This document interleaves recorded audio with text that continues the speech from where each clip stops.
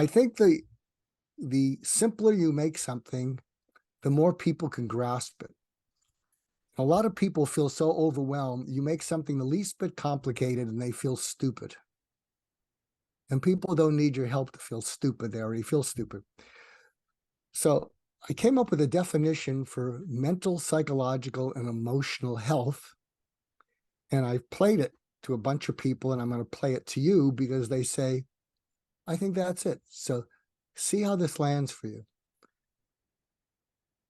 Mental, psychological, and emotional health is when you can modify your immediate internal reaction to anything life throws at you so that your response to it in your mind or out into your life is constructive instead of destructive.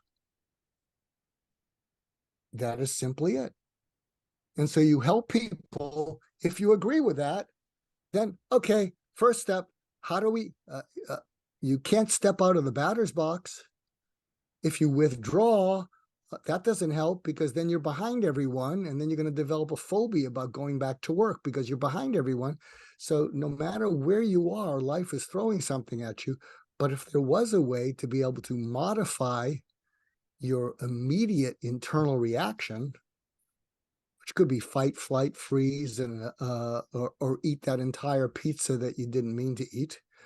I'll give you one. Actually, if we could role play for 2 minutes, say you're a parent and your teenager is coming at you and is behaving in such a way that the reaction is coming up through your body and out of you, and you respond to their anger with more anger. How would you take your advice or your tip into this situation? Well, here's one you're going to like. It's called the FUD Crud maneuver. FUD Crud. And crud I just threw on so you could remember it. So what's the FUD Crud maneuver? I'm glad you asked. So here's your teenager or your spouse or someone at work, and they're coming at you. So instead of getting triggered, you now have a tactical approach. And so you don't smile at them because that'll make them crazy. So you let them say whatever they have to say. There's a saying, don't banter with a teenager. So you let them say it. You pause for 3 seconds. And that's not like you, Mom. You're usually yelling at me, or you're usually telling me I got to respect you or whatever. You pause for 3 seconds. You look at them, and here's the FUD part.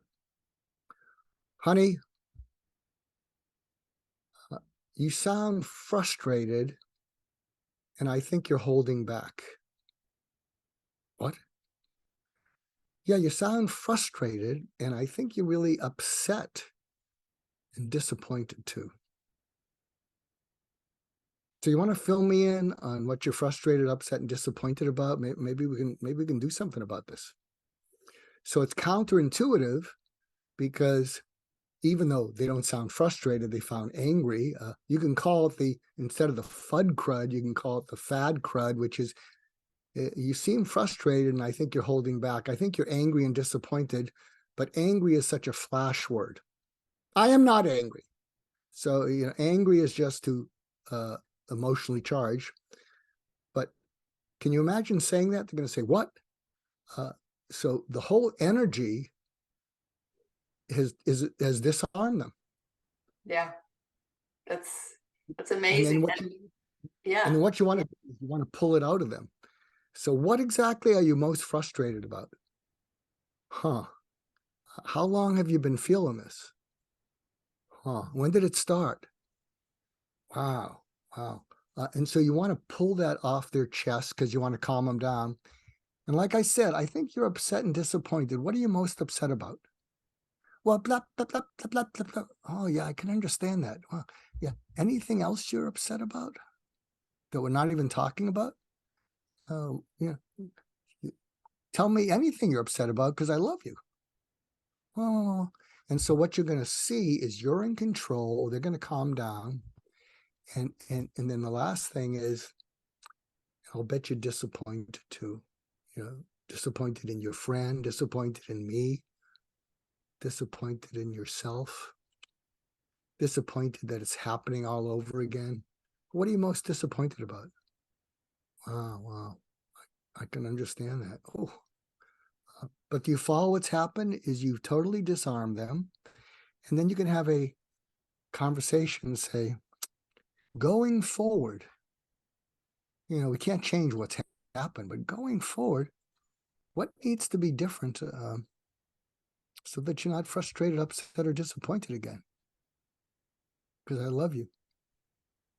But do you follow having those tactics and practicing them? It's Totally. totally different. It's beautiful. And I think it's a feedback loop that will feed itself. Then the parent is going to feel the impact of connecting with their kid rather than escalating. And then you have changed a pattern, or at least you've made a pattern less negative so that when it happens again, the parent can pull that up again. And that's amazing. Thank you, Mark.